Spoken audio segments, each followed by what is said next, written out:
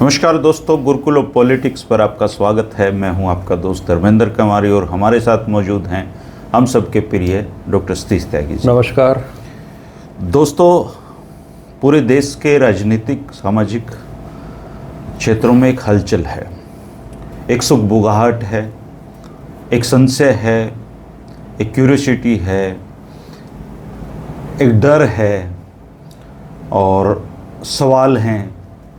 और सवाल ये है कि कॉकरोच जनता पार्टी 6 तारीख को दिल्ली में क्या करने जा रही है। कॉकरोच जनता पार्टी ने अपनी पहली प्रेस कॉन्फ्रेंस में 3 युवा साथियों ने अपनी बातें रखी हैं। सोनम वांगचुक उसमें शामिल होने जा रहे हैं और इसके साथ 2 तरह की बातें सुनने में आ रही हैं। एक बात तो ये है कि कुछ लोग ये कह रहे हैं कि ये विपक्ष को ख़त्म करने की चाल है, कुछ लोग कह रहे हैं कि ये बीजेपी को ख़त्म करने की चाल है। लेकिन ओवरऑल अगर इस चीज़ को देखा जाए और उनकी पहली कॉन्फ्रेंस को देखा जाए तो एक बात तय है कि वो फ़िलहाल क्या मांग रहे हैं। फ़िलहाल वो धर्मेंद्र प्रधान का इस्तीफ़ा मांग रहे हैं और व्यक्तिगत तौर पे, और आप भी इससे सहमत होंगे कि इसमें कोई दो राय नहीं है कि धर्मेंद्र प्रधान को इस्तीफ़ा देना चाहिए, उनको जाना चाहिए। और अभी तक जो अकाउंटेबिलिटी की बात है वो सच है कि इस देश में अकाउंटेबिलिटी नहीं है। धर्मेंद्र प्रधान की बेटी ने अमेरिका से एलएलएम की है। आप किसी भी बीजेपी, कांग्रेस, किसी भी बड़ी पार्टियों के नेताओं को उठा लीजिए, इन सबके बच्चे विदेशों में पढ़ रहे हैं। लेकिन हमारे देश में जो बच्चे पढ़ रहे हैं उनका फ्यूचर क्या है। दिक्कत हमारे देश के साथ ये है कि जब से अन्ना आंदोलन हुआ है तब से हमें हर एक व्यक्ति पे, हर एक संस्था पे शक करने की आदत हो गई है। हमें लगता है कोई इनका इस्तेमाल कर रहा है। हो सकता है कोई इस्तेमाल कर रहा हो, लेकिन आज का जो सवाल है, आज जो चीज़ सामने खड़ी है, अगर कॉकरोच जनता पार्टी आपसे केवल अकाउंटेबिलिटी की बात कर रही है, जवाबदेही की बात कर रही है और धर्मेंद्र प्रधान के इस्तीफे की बात कर रही है, तो इसमें क्या गलत है। धर्मेंद्र प्रधान को जाना चाहिए, मोदी जी को उनसे इस्तीफ़ा लेना चाहिए और एक जवाबदेही, एक ऐसा पारदर्शी सिस्टम तैयार होना चाहिए जिसमें कम से कम बच्चे तो ना पिसें, बड़ों को तो आदत हो गई है। 6 तारीख को दिल्ली पुलिस की अलग अलग तैयारियां हैं। देश की सुरक्षा एजेंसियां चिंतित हैं। अभिजीत दीप के आएंगे, कितने लोग आएंगे, कौन कॉकरोच पार्टी में, कैसा प्रदर्शन होगा, जंतर मंतर कौन पहुंचेगा, किसी को कुछ नहीं पता, सब कयास हैं। लेकिन ऐसा पहली बार ये हो रहा है अन्ना आंदोलन के बाद में कि देश में इतने बड़े स्तर पे कोई कवायद है, इतने बड़े स्तर पे एक सुगबुगाहट है और चर्चाएं हैं। तो कॉकरोच जनता पार्टी के बारे में आप क्या सोचते हैं? आप अपने विचार हमारे साथ जरूर साझा करना। डॉक्टर साहब। हाँ जी। कल 3 लड़कों ने, जो युवा हैं, उन्होंने प्रेस कॉन्फ्रेंस की और तीनों अच्छे पढ़े लिखे युवा थे और उनका ये कहना था कि कॉकरोच जनता पार्टी की ये पहली कॉन्फ्रेंस है। ओवरऑल बात यह है कि उन्होंने ये कहा है कि धर्मेंद्र प्रधान का इस्तीफा इसलिए होना चाहिए क्योंकि देश में जवाबदेही तो हो कोई तो, और धर्मेंद्र प्रधान इन सारे घटनाक्रम के जिम्मेदार हैं। तो और 6 तारीख को अभिजीत आ रहे हैं, उन्होंने आशंका जताई मुझे गिरफ्तार कर लिया जाएगा। सोनम वांगचुक शामिल हो रहे हैं। तो देश में एक बड़े स्तर पे ये एक चर्चा का विषय बन गया है। तो आपको क्या लगता है कि ये किस तरह की इसमें इसकी जो क्रोनोलॉजी है वो हो सकती है? देखिए, बातें तो इस देश में जो भी आदमी आता नया वो अच्छी करता है। नरेंद्र मोदी जी ने बहुत अच्छी अच्छी बातें की थी, उससे पहले केजरीवाल ने बड़ी अच्छी बातें की थी, अन्ना ने भी की थी। सभी करते हैं। अच्छी बातें करे बिना तो आपकी एक्सेप्टेबिलिटी हो नहीं सकती। अब ये लोग आ रहे हैं, आशंका दिमाग में है और होनी चाहिए। मैं तो कहता हूँ बहुत सतर्क रहना चाहिए लोगों को कि उनके जो पुराने अनुभव हैं वो इतने कटु रहे हैं, इतने वो उनके भरोसे से लोगों ने विश्वासघात किया है कि देश की जनता को सतर्क रहना चाहिए, बिल्कुल, चाहे कोई भी लोग हों। और ये तो ये है कि इस पूरे आंदोलन का, सो कॉल्ड इस जवाबदेही के आंदोलन का जो नेतृत्व कर रहा है वो व्यक्ति सीधा अमेरिका से एयरपोर्ट पर लैंड करेगा और उसे ये आशंका है कि उसको गिरफ्तार कर लिया जाएगा। ऐसा पहली बार हो रहा है कि उनका भारत में कोई काम नहीं है किसी भी तरह का, ना एनजीओ के रूप में, ना वैसे थोड़ा हिस्सा उनका ज़िंदगी का आम आदमी पार्टी के साथ रहा। तो जो उससे और डाउट बढ़े हैं। अगर वो आम आदमी पार्टी से ना जुड़े होते तो शायद इतनी बड़ी बात भी नहीं होती। अब उन्होंने खुद माना है कि भाई मेरे मनीष सिसोदिया से इन सब लोगों से रिलेशन है, लेकिन साथ में वो ये भी कह रहे हैं कि मेरे पास्ट को मत देखो, मैं रहा हूँ, वो मैंने एडमिट कर लिया। अब जो नई चीज़ है वो ये है, और बिल्कुल सही है आपने, एक तात्कालिक मुद्दा उठाया है, एक ज़रूरत है, और उन्होंने उस विषय को उठाया है कि धर्मेंद्र प्रधान इस्तीफा दें और जवाबदेही सुनिश्चित हो। बहुत अच्छी बात है, सारा देश स्वागत कर रहा है इस बात का। लेकिन मेरा कहना थोड़ा सा अलग है कि धर्मेंद्र प्रधान क्यों इस्तीफा दें। कॉकरोच पार्टी प्रधानमंत्री का इस्तीफा क्यों नहीं मांग रही। जब प्रधानमंत्री वोट लेने जाते हैं चुनावों में, वो कहते हैं सब जगह नरेंद्र मोदी है, हाँ मैं हूँ, तुम किसी को मत देखो, मुझे देखो। जब एक इस देश में पिछले 12 वर्षों से जो सरकार है वो एक मतलब प्रधानमंत्री हर चुनाव में कहते हैं कि आपने कैंडिडेट देखना ही नहीं, आपने कमल का फूल देखना और नरेंद्र मोदी को देखना है। तो इस देश के लोग नरेंद्र मोदी पे भरोसा कर रहे हैं, तो इस्तीफा तो नरेंद्र मोदी का होना चाहिए। अगर कॉकरोच पार्टी के नेतृत्व में अभी ये समझ नहीं आई है इस तरह की, तो वो हम बता रहे हैं उनको इस्तीफा तो उनका होना चाहिए जो जिम्मेवार है। और धर्मेंद्र प्रधान इतना दुस्साहसी क्यों है। देखिए, धर्मेंद्र प्रधान इस्तीफा नहीं दे रहे तो प्रधानमंत्री उनको हटा दें, प्रॉब्लम हल हो जाएगी।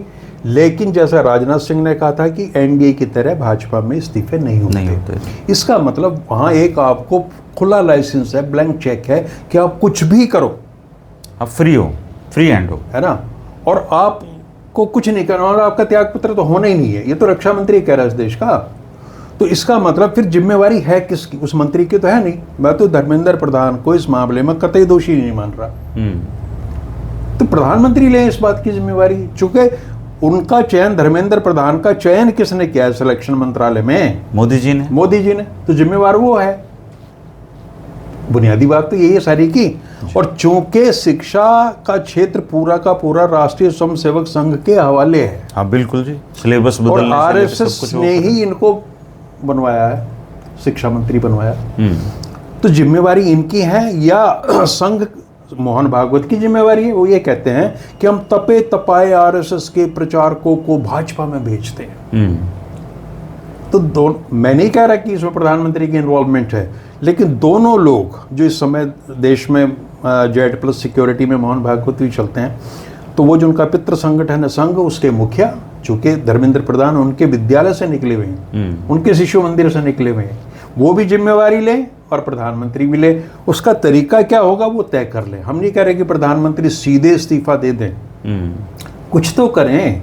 आपने सीबीएसई के डायरेक्टर वगैरह हटा के एक जगह से हटा के दूसरी जगह, बहुत महत्वपूर्ण जगह पे, जो व्यक्ति यहाँ भ्रष्ट है एक कुर्सी पे, दूसरी पे भी भ्रष्ट होगा, और वो कोई रेमेडी है नहीं। तो 90 उदाहरण हैं पेपर लीक होने के, और यही प्रधानमंत्री चिल्ला चिल्ला के कहते थे उद्योग बन गया है, ये बन गया है, वो बन गया है। कमाल है भाई। और सारा मीडिया उनको बचाने पे लगा हुआ है प्रधानमंत्री को। क्यों? प्रधानमंत्री का ही तो इस्तीफा होना चाहिए। हाँ ठीक बात है। लेकिन अगर कॉकरोच पार्टी इसको करे कि धर्मेंद्र प्रधान से ज्यादा जरूरी है कि प्रधानमंत्री इस्तीफा दें, तो धर्मेंद्र का भी हो जाता जी, एक क्रेडिबिलिटी बनेगी। और ये जो सवाल उठ रहे हैं ना कि वो भाजपा के द्वारा प्लांटेड हैं, तो ये भी नहीं उठता शायद उतना, क्योंकि प्रधानमंत्री का इस्तीफा कोई नहीं मांग रहा। और प्रधानमंत्री को बचाने के लिए तो हमारी सारी तारिकाएं, जितनी एंकर्स हैं, सारा गोदी मीडिया बचा ही पड़ा है। यानी प्रधानमंत्री इज ए होली काउ, उसे कुछ मत कह देना, हाँ बाकी किसी को कुछ कह लो। अजीब हैरत है भाई, है? और तुम्हारी अपनी नैतिकता है नहीं जिसके तहत तुम इस्तीफा दे दो। तुम्हारा जो संरक्षक है वो कहता है इस्तीफा देने की जरूरत ही नहीं हमारे स्तनीय। तो इसका हल क्या होगा? इसका हल यही है जी, ये तो प्रिंसिपल ऑफ जस्टिस है ही नहीं, किसी भी तरीके से नहीं है। तो पहली बात तो ये है। दूसरी बात यह है कि अभय दुबे किसी कार्यक्रम में चुटकुला सुना रहे थे आज कि नेपोलियन स्वर्ग से बैठे हुए नीचे उतरे धरती पे, वो मनन कर रहे थे ऊपर बैठे कि मेरा वाटरलू में मेरी हार क्यों हुई। तो वो ट्रंप के पास जाते हैं और ट्रंप से उन्होंने कहा कि अगर आप जैसी सारी मेरी व्यवस्थाएं होती तो मेरा वाटरलू नहीं होता। फिर वो नेतन्याहू के पास जाते हैं, इजराइल वाले के, कहते हैं कि अगर बॉस ये मेरे पास होता ना मोसाद जैसा ये, तो मैं वाटरलू नहीं हारता, मतलब वाटरलू में मेरी पराजय नहीं होती।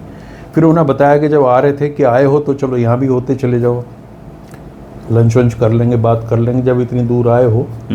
तो वो आए और हमारे विश्व गुरु से मिले। उन्होंने मोदी जी को प्रणाम किया कि मोदी जी, अगर मेरे पास आप जैसा मीडिया होता तो दुनिया कभी जानती नहीं कि मेरा वाटरलू हुआ था। ठीक बात है। तो आपने सारी संस्थाओं पर नियंत्रण कर रखा है। आपका मकसद एकमात्र चुनाव जीतना और क्षेत्रीय दलों को खत्म करना, और इस देश में सारी संस्कृतियों को, जो विविधता हमारे देश की है, डाइवर्सिटी की, उसको खत्म करके एक सारी चीजें, एक व्यक्ति। धर्मेंद्र जी, एक शब्द होता महाराजा और एक होता महाराजा धीराज। तो महाराजा को तो हम सब जानते हैं। महाराजा धीराज कौन होता है? महाराजा धीराज होता है king of Kings. Modi ji हैं हमारे राजाओं का राजा।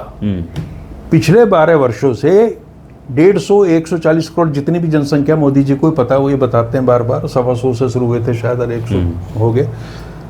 एक व्यक्ति का शासन है, एक दिमाग काम कर रहा है, ना दूसरा दिमाग है ना दूसरा व्यक्ति शामिल है कहीं पे भी। प्रजा ही है जी, बाकी सब प्रजा है। महाराजा धीराज हैं जिन पर कोई उंगली नहीं उठा सकता, और भारत में तो कोई सवाल ही नहीं उठता किसी भी तरीके का। और इतने वो ताकतवर हो गए कि जिसको जब चाहें तब खत्म कर दें। और उनकी पार्टी के लोग उनके इशारे पे अब वो दिन मना रहे हैं कि जब नेहरू से ज़्यादा कार्यकाल उनका हो जाएगा चुनावी प्रधानमंत्री के रूप में। रिकॉर्ड बनाना जी, रिकॉर्ड बनाना है। रिकॉर्ड क्या बना रहे हो आप? रिकॉर्ड क्वांटिटी नहीं, क्वालिटी देखिए आप। आपकी जितनी भी योजनाएं 12 वर्ष में शुरू हुई हैं सब विफल हुई हैं, और उनका नतीजा ये कि आज देश घोर क्राइसिस में है। लेकिन देश तैयार नहीं, देश नहीं मानता। इस महाराजा धीराज ने, मैं जो कहता हूँ ना, करोड़ों ऐसे लोग तैयार कर लिए हैं, और हर तानाशाह करता है। इस समर्थकों की फौज के बलबूते तो चलती हैं सारी की सारी चीजें। वो आपको मार देंगे राह चलते, मुझे मार देंगे, किसी को भी मार देंगे। ये उनकी ताकत है। अभी देखिए, आम आदमी जो पिटा हुआ है, बुरी तरीके से प्रताड़ित है, वो कह रहा है जी सब ठीक है, बढ़िया है जी, बढ़िया है। मतलब वो किस स्तर पे लोगों को पहुंचा दिया है उनको। नहीं, अभी तो मतलब एक आदमी का बेटा सरकारी स्कूल में दाखिले के लिए परेशान है, या सरकारी स्कूल में दाखिला लेके इधर उधर घूमता फिर रहा है, उसका पेपर नहीं हो रहा, उसके बच्चा परेशान है, उसका मकान टूट गया है, उसके पास स्कूटर में डलवाने के लिए तेल नहीं, और वो हैप्पी है सर, खुश है वो। भाई सरकार, मैं ये कह रहा हूँ, बीजेपी को लोगों ने चुना है, ठीक है। मोदी जी उनके जो चुने हुए सांसद थे उन्होंने चुना। हालांकि इस बार तो वो प्रक्रिया भी खत्म कर दी है। संसदीय दल की बैठक में तो उनको चुना नहीं गया, तो वो अपने तरकीब बढ़ाते रहे और वो ज़्यादा के बन गए। ये जो लोग हैं, मैं तो कहता हूँ जनता ही सारी कसूरवार है सारी की सारी चीज़ की। आप जैसा नेतृत्व चाहते हो आपको वैसा मिलता है। अभी दिल्ली में 40 लोग मरे हैं, 21 का तो आधिकारिक आंकड़ा है, 40 लोग मरे हैं। और वो कौन लोग हैं? जो विदेश से आ रहे थे इलाज कराने, अफ्रीका के गरीब मुल्कों से लोग यहाँ इलाज करने आ रहे हैं। और हम बड़े लेवल पे कहते हैं कि इंडिया मेडिकल टूरिज्म के क्षेत्र में बहुत इमर्जिंग ताकत है।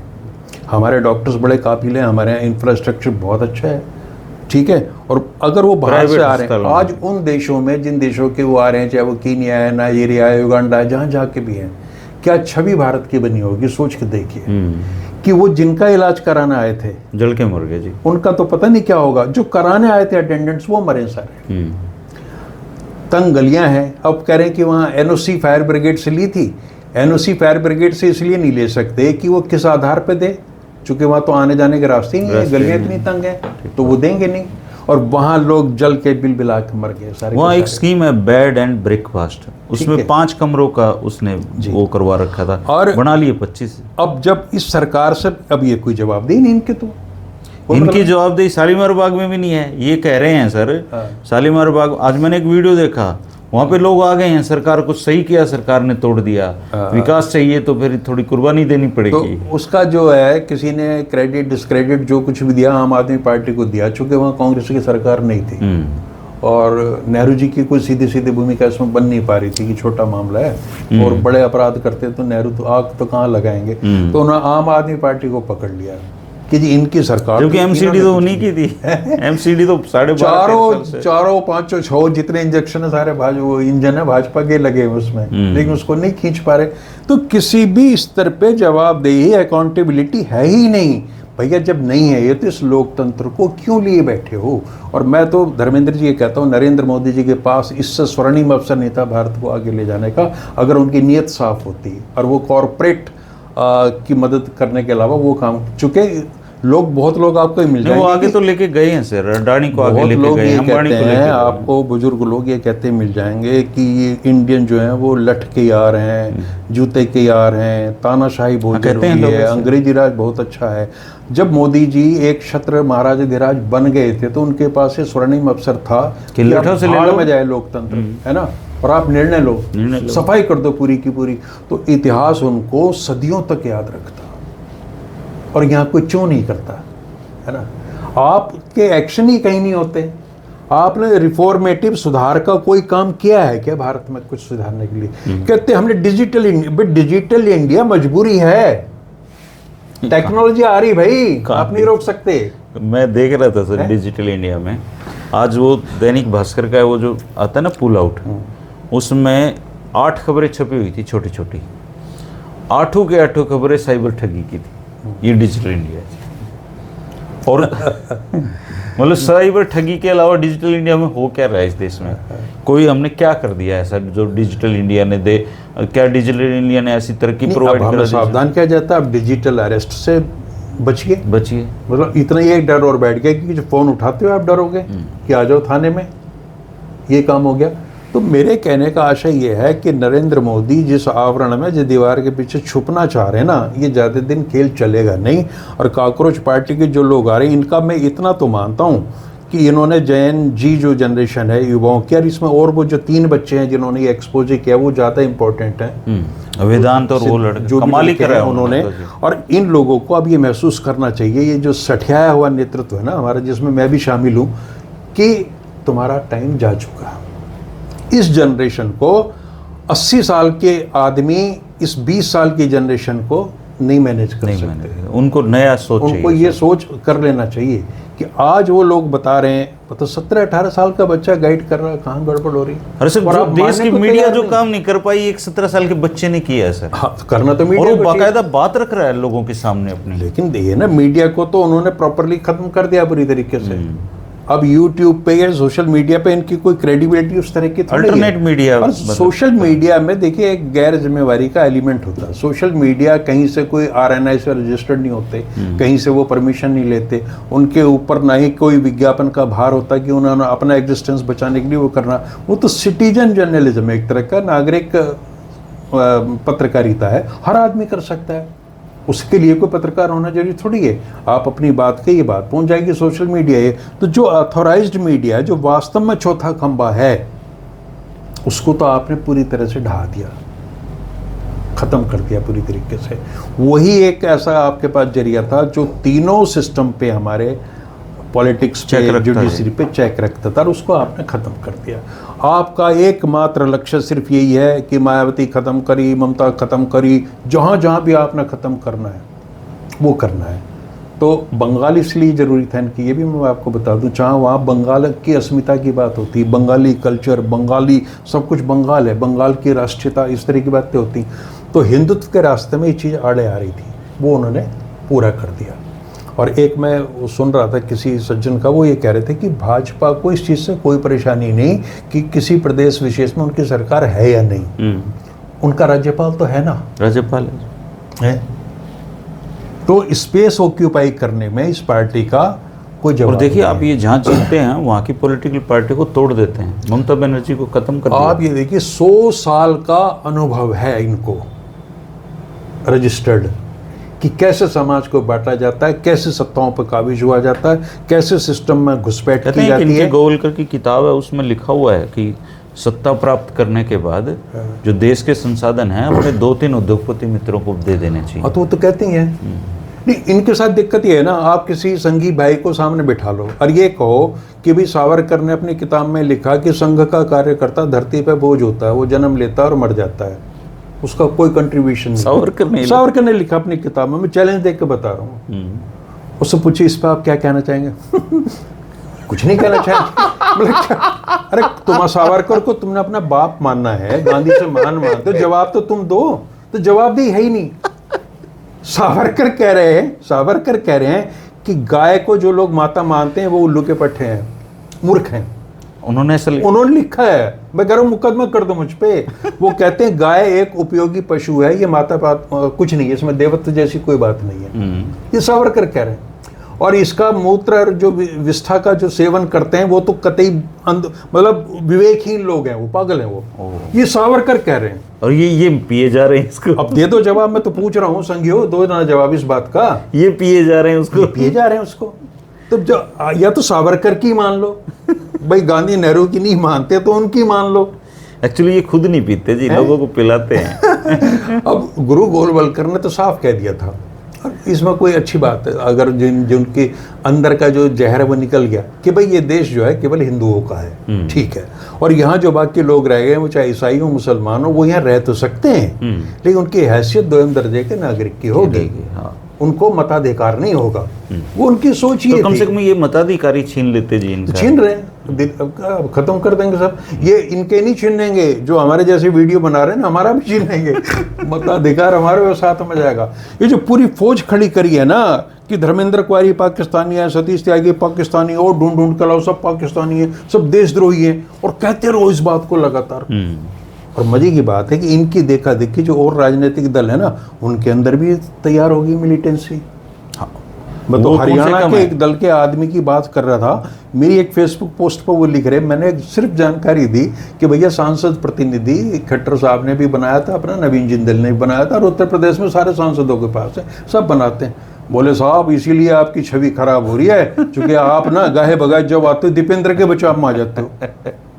तो इसमें दीपेंद्र का क्या बचाव है? मैं एक सिर्फ सूचना दे रहा हूँ कि भैया ऐसा होता है पहले। एक्चुअली क्या है सर, जो सोशल मीडिया है ना, ये अच्छी चीज़ भी है, इस पर कुछ बुरी चीज़ें भी हैं। हाँ, बुरी चीज़ें ये हैं सर कि आपने 50 साल 2 किताबें पढ़ते हुए होगे, अपने जीवन में खूब पढ़ा, आपने खूब अध्ययन किया, फिर आप प्रेजेंट भी कर रहे हो, लेकिन एक अनपढ़ आदमी या जीवन में नाकामयाब आदमी वो ये हमें सुविधा देता है कि फेसबुक पे या यूट्यूब पे आके वो आपको गाली दे सकता है।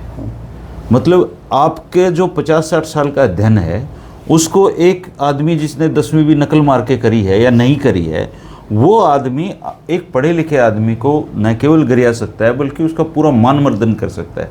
तो ये जो सोशल मीडिया है सर, इस पे तरह तरह के लोग हैं, और असल में इनके हाथ से अगर आप मोबाइल छीन लो तो ये 3-4 दिन में या तो मर जाएंगे इस दुनिया से, कुछ हो जाएगा इनके, क्योंकि इनको ये जिंदा ही ये छदम दुनिया रखे हुई है सर। असल में तो नाकामयाब लोगों का टोला है सर ये, और जो इनके बीच में जो कामयाब लोग हैं बेचारे, वो इनसे तरसते हैं।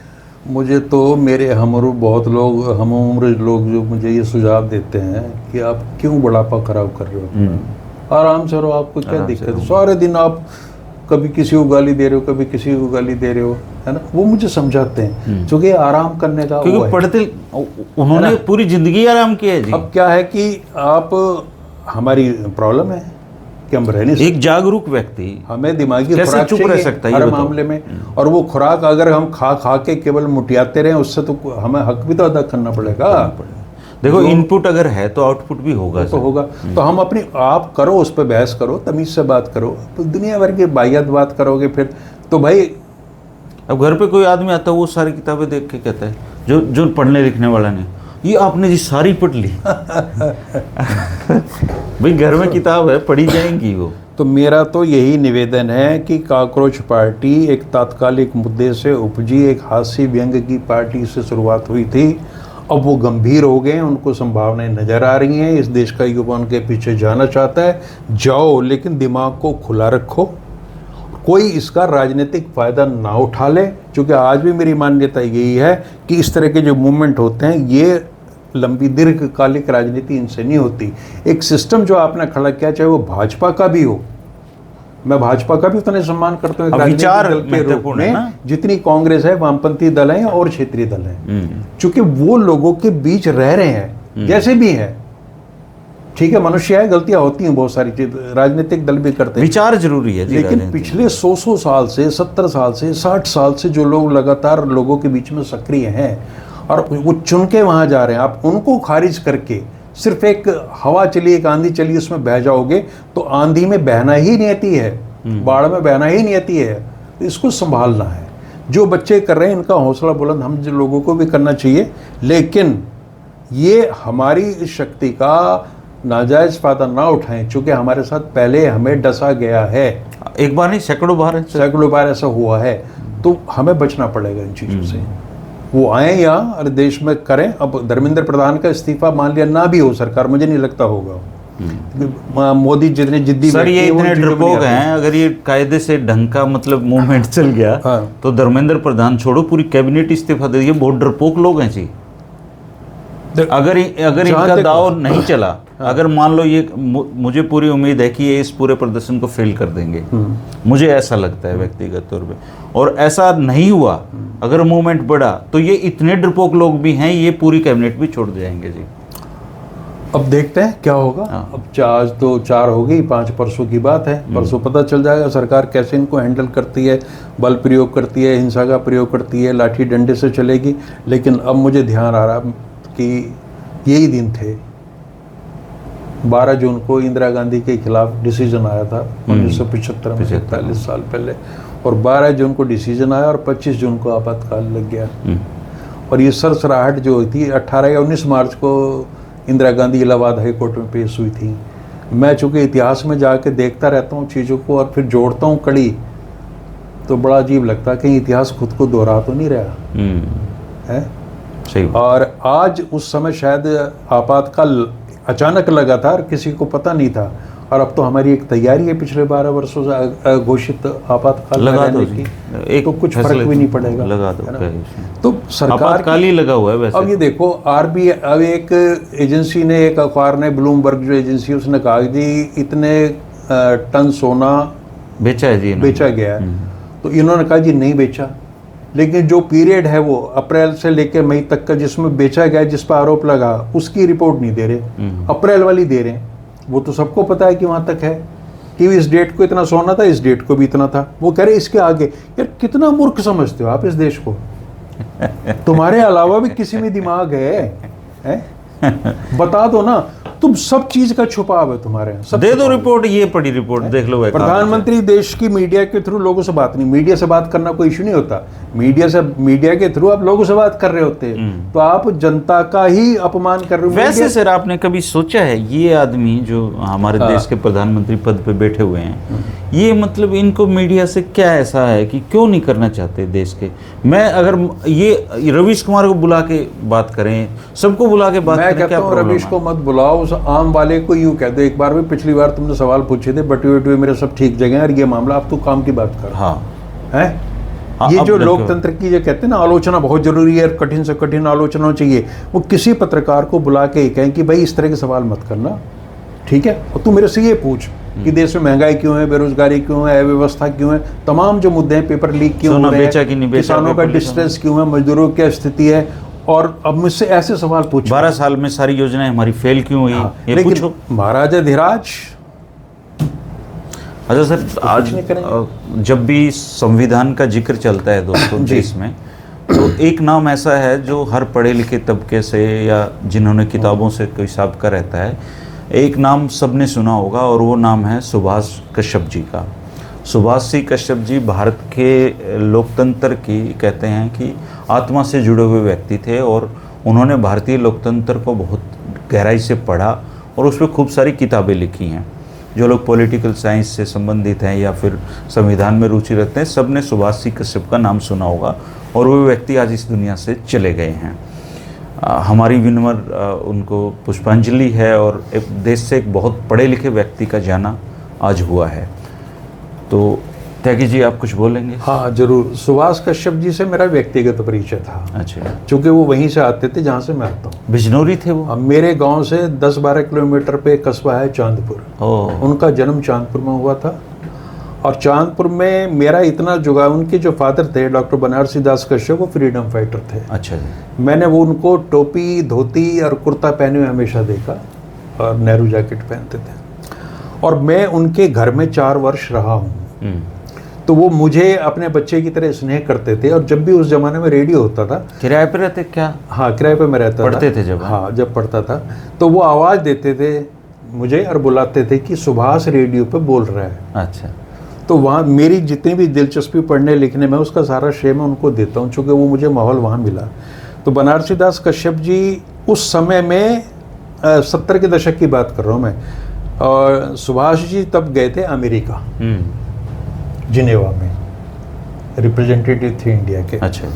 तो उनके जो भारत वापस आए तो शुद्धिकरण किया गया था उनका। अच्छा। वो दौर ऐसा था कि आप चूंकि समुद्र लांग के गए तो हवाई जहाज से थे, तो आपकी शुद्धि करी जाएगी। तो बनारसी दास कश्यप जी ने उनकी शुद्धि का वहाँ पे यज्ञ हवन वहाँ पे हुआ था ये। और सुभाष कश्यप इलाहाबाद यूनिवर्सिटी के छात्र संघ के पहले अध्यक्ष थे। ये भी चीज़ है, यानी नारायण देव तिवारी उनके बाद बने हैं। अच्छा। हिंदू इंटर कॉलेज चांदपुर, जहाँ से उनकी शिक्षा हुई और मेरी भी वहीं से हुई, वहीं से हमारे एक सहपाठी और थे डॉक्टर मुरली मनोहर जोशी, है ना। और जोशी जी भी उम्र शायद लगभग इतनी हो गई है। और आज धर्मेंद्र जी संयोग देखिए कि जब मुझे सूचना मिली, इससे ठीक 1 घंटे पहले मेरे मन में विचार आया, मैं पढ़ने लगा कि सुभाष कश्यप जी की आयु कितनी हो गई होगी। कितने साल के हो गए थे वो? 97। और मैंने जब मैं उनको देख रहा था 97, पता नहीं कहाँ से ये टेलीपैथी है, प्रेरणा है, कहाँ से है, लेकिन आज मैंने उनको चेक किया और मैंने ये कहा कि लो 3 साल हो रहे हैं, शतायु हो जाएंगे। और सुभाष जी का जीवन बड़ा सात्विक और संयम का रहा है। वो तो पढ़े लिखे इंसान थे जी। वो मैंने तो इलाहाबाद सच बताऊं तो संविधान को है ना, हाँ। उनकी किताबों से ही जाना है। संविधान के तो बहुत बड़े हस्ताक्षर थे वो, उनसे बड़ा संविधान के विषय में कोई जानकार नहीं हुआ। नंबर 2, वो लोकसभा के महासचिव रहे लंबे समय तक, और बहुत अच्छे इंसान थे, बहुत ज़्यादा पढ़ते लिखते थे, बहुत बड़ा नाम था।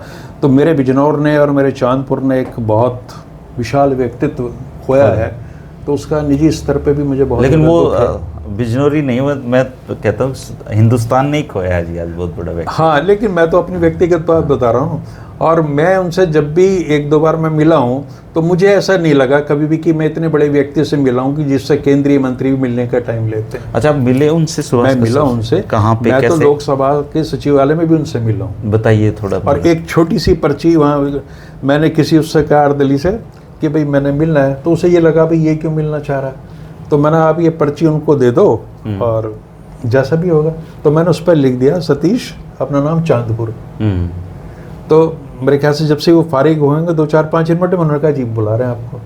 तो मैं गया। अब उनके पहले शब्द ये देखो, कहाँ से आ रहे हो? मैंने रोहतक से आया। तो कब चले थे? टाइम बता दिया। तो खाया तो कुछ नहीं होगा, है ऐसे ही चल पड़े थे। तो चुप हो गया मैं। बोले भाई वो ब्रेड मक्खन लगा के लाओ, अंडा खाते हो क्या? मैंने नहीं। तो और जो भी कुछ है पहले नाश्ता करो बैठ के आराम से। और धर्मेंद्र जी उनका जो ऑफिस था ना, मैंने ऐसे ऑफिस नहीं देखे कि कितना लोकसभा के महासचिव हैं भाई सारे के सारे। और फिर वो मुझसे चांदपुर से जुड़ी बातें पूछते रहे। चांदपुर में वो ये जो नवोदय विद्यालय थे ये उनकी देन है। चांदपुर के रेलवे स्टेशन को उन्होंने बहुत अच्छा कराया, मतलब अपनी जन्मभूमि के लिए उन्होंने काम भी किया। और विद्वता में तो कोई उनका सानी नहीं था, चाहे डॉक्टर लक्ष्मीमल सिंह भी हों। और मैं उनकी बेटी की शादी में गया था और मैं ताज्जुब कर रहा था कि हु इज़ हु इंडिया का वहाँ था।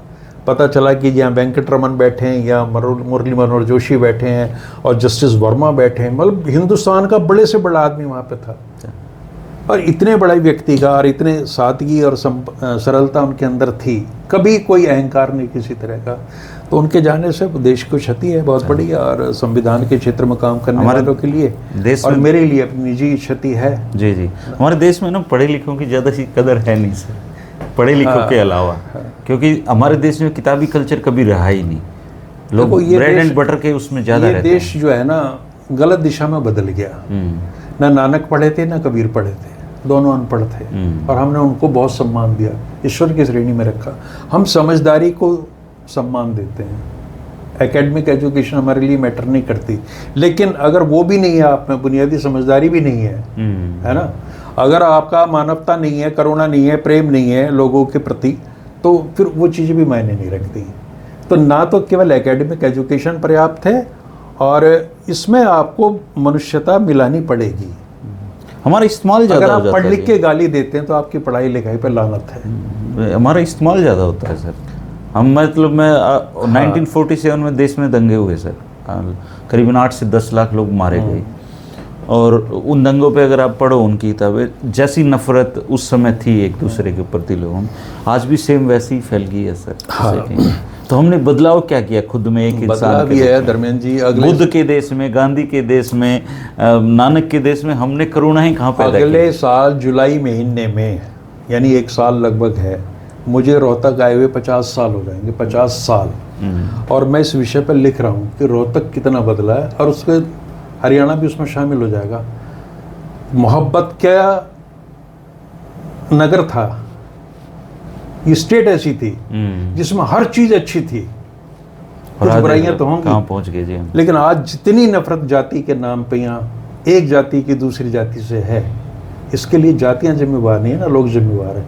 वो लोग हैं जिनका आप कर रहे हो कि वो हमारा इस्तेमाल करके, इस्तेमाल अगर सही दिशा में क्या हो जाता तो आज हरियाणा पता नहीं कहाँ होता। लेकिन आपने हर एक आदमी को दूसरे से लड़ा दिया। कहते हैं हरियाणा में इतनी संभावनाएं थी कि यूरोप के किसी अच्छे खासे देश देखिए, के वो तो जैसी तरक्की कर वो तो सकते थे। आर्थिक रूप से हैं। मैं धर्मेंद्र जी जो अपने संस्मरण लिख रहा हूँ, मैं जब आया था तो साइकिल मेरी रेलवे से आई थी, बिल्टी करा के साइकिल चाहिए थी मेरे को यहाँ। और हम भूल जाते थे साइकिल खड़ी करके, कई बार ताला नहीं लग रहा, और 4-4 घंटे 5-5 घंटे बाद हमने जाकर देखा, वहां से अपनी साइकिल उठा ली। और मैं ये बात तारीफ के तौर पे वहां बताता था लोगों को।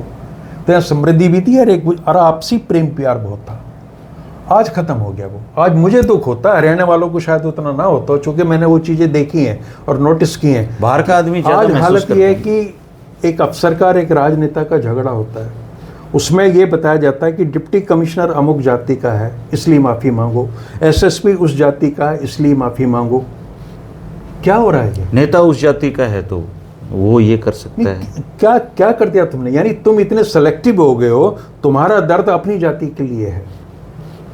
आईपीएस एसोसिएशन पे बात उठ रही है, तब क्यों नहीं बोले? तो ये जो तब क्यों नहीं बोले, तब क्यों नहीं आवाज उठाई, ये बातें भी जायज हैं। लेकिन इसको हमें कहीं ठंडे दिमाग से सोचना होगा कि हम इतना क्यों बदल गए।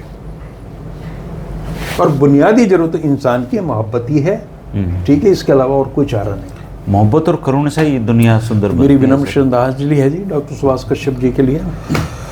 नमस्कार दोस्तों, आप भी सुभाष कश्यप जी के लिए 2 शब्द कहें। और भारत के संविधान को जब भी आपको समझना हो, पढ़ना हो, तो एक ही नाम आज तक सर्वप्रिय और सबकी पसंद रहा है, वो है सुभाष कश्यप। 100 से ज़्यादा किताबें लिखी हैं और आने वाले समय में भी अगर किसी को भारत के संविधान के बारे में जानना समझना होगा तो वो उनको सुभाष कश्यप जी की किताबों की शरण में जाना पड़ेगा।